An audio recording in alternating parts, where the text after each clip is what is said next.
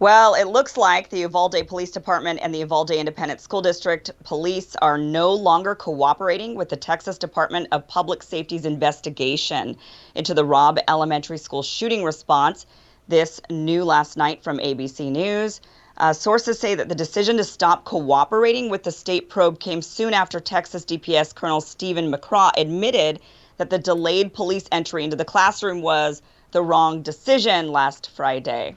Why was this decision made not to go in and rescue these children? Again, the on-scene commander considered it a barricaded subject and that there was time and there were no more children at risk.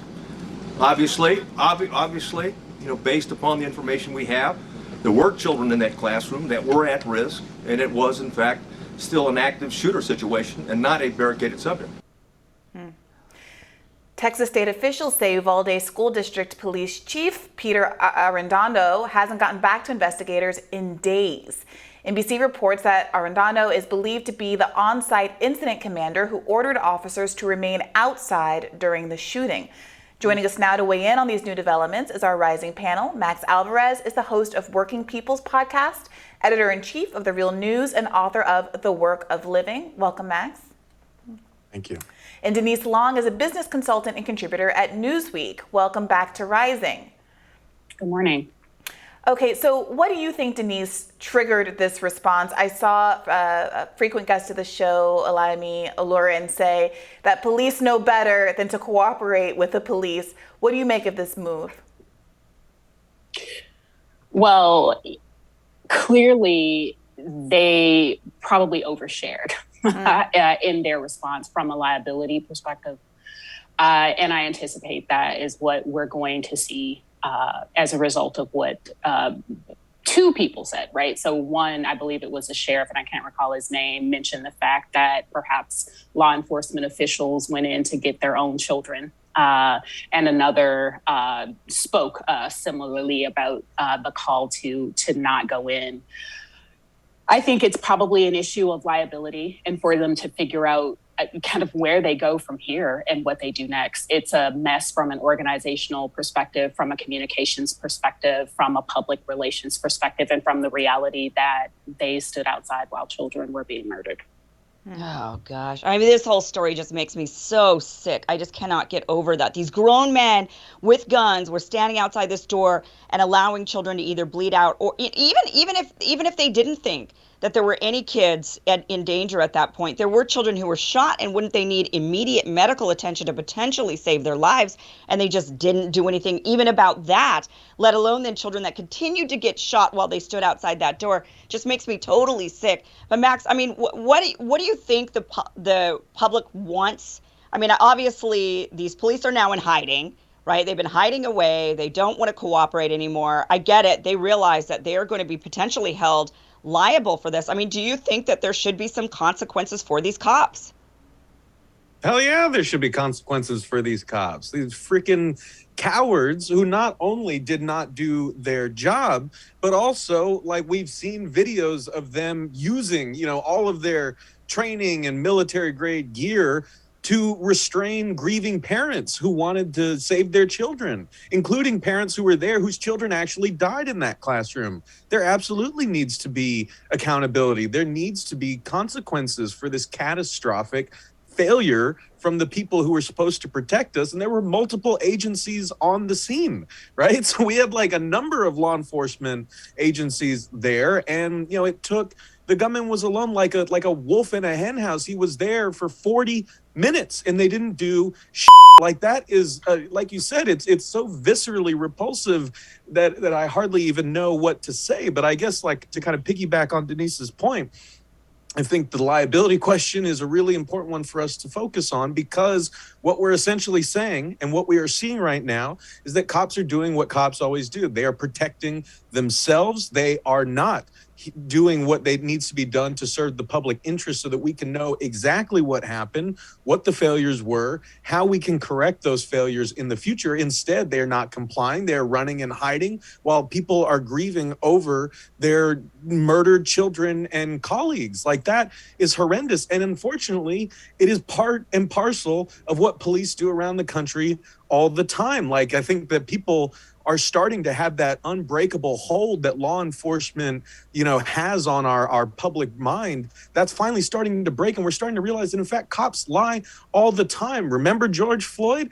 The original police department report there said that George Floyd resisted the cop. The original report did not mention that Derek Chauvin kneeled on Floyd's neck for 7 minutes and killed him.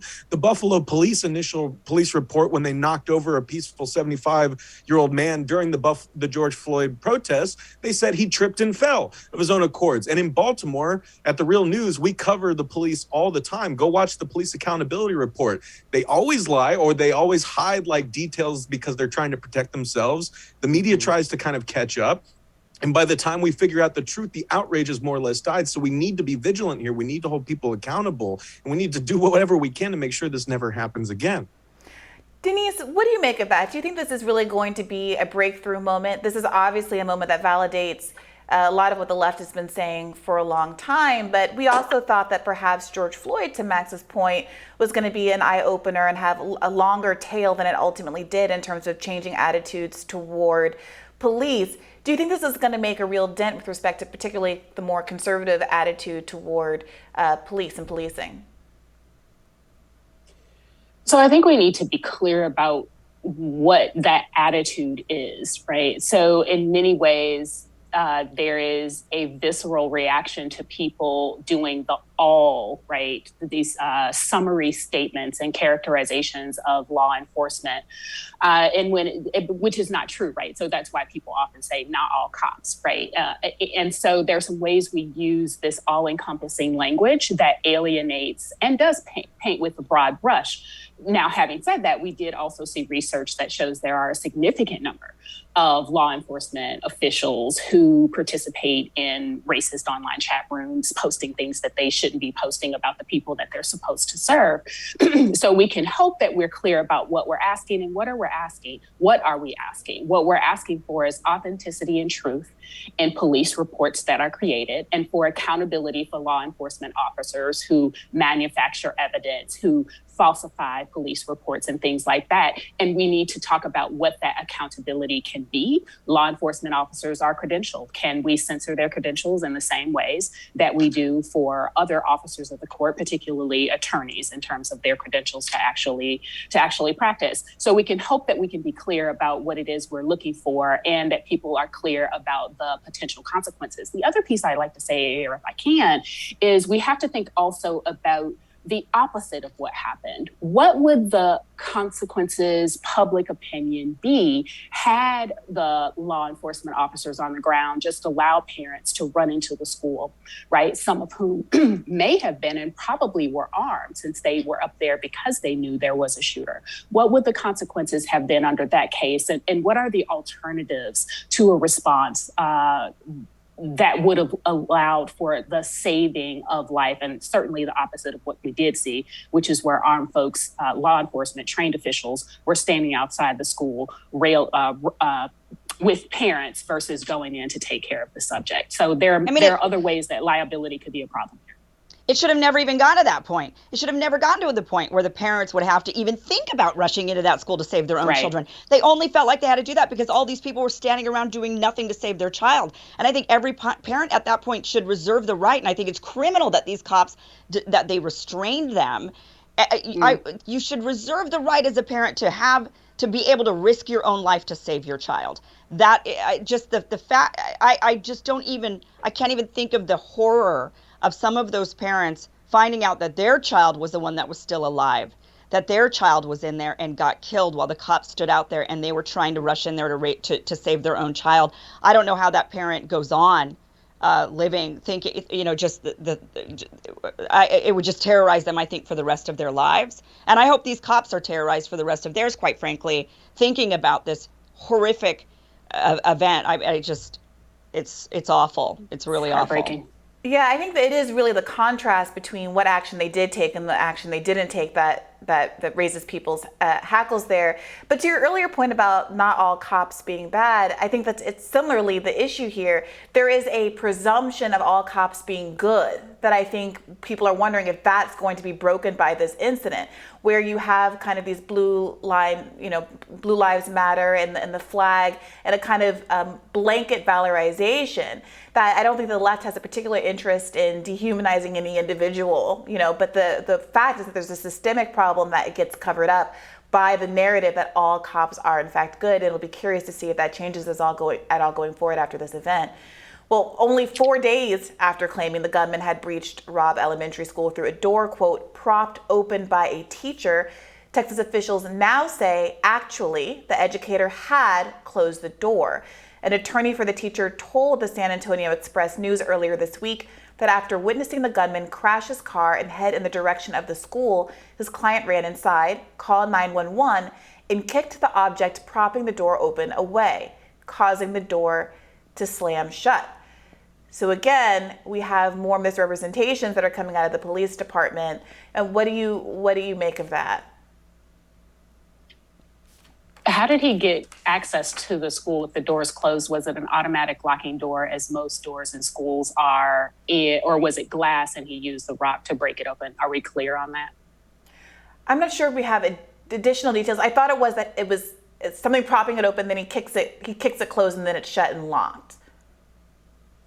Yeah. Right. So how did he get access? This is my question. And what are the mechanisms on that door and surrounding that would prevent unauthorized entry is sort of where I'm at right now. Well, maybe if the police cooperated with the investigation, we would find out, right? But since they're no longer answering questions, how do we ever find out? Well, and there's something about them going to try to find a key to get into the building and waiting for a key to arrive or something, which I find also just to the classroom strange. Door. I mean, this is one of the points of contention, and people have brought up on the internet that when you have these no-knock warrants, there seems to be no problem knocking down doors to people's homes.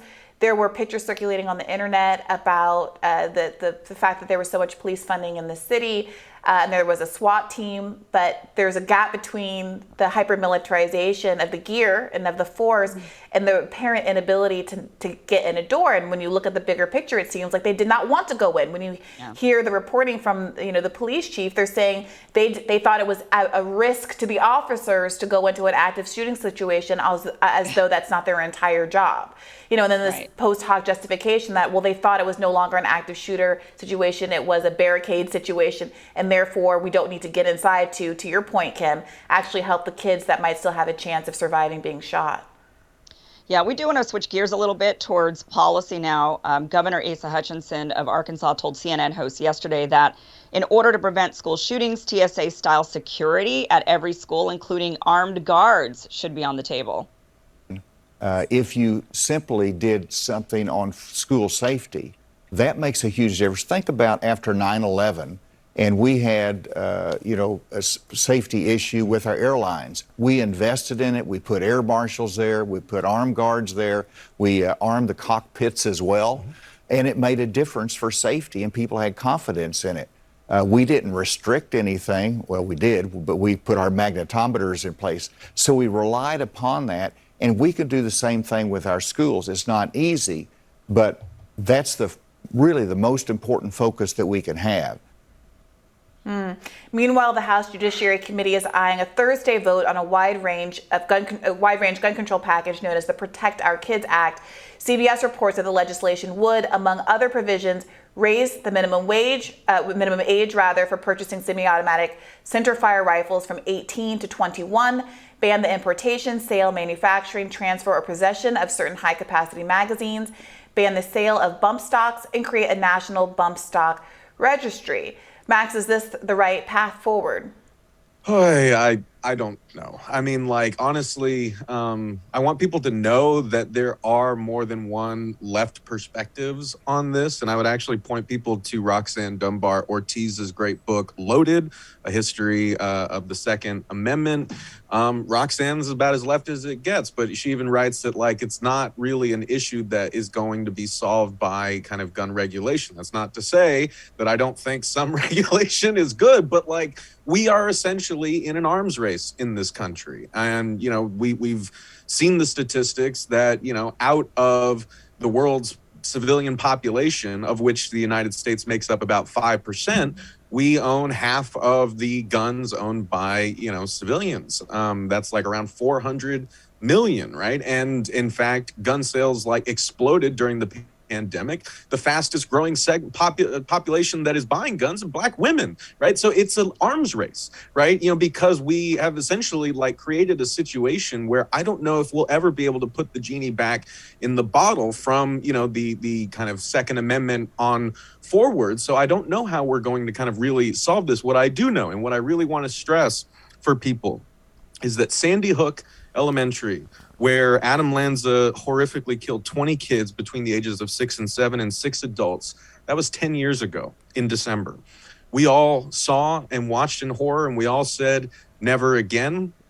Since then, never again apparently means nothing, right? Because we have the Las Vegas shooting, 60 people died.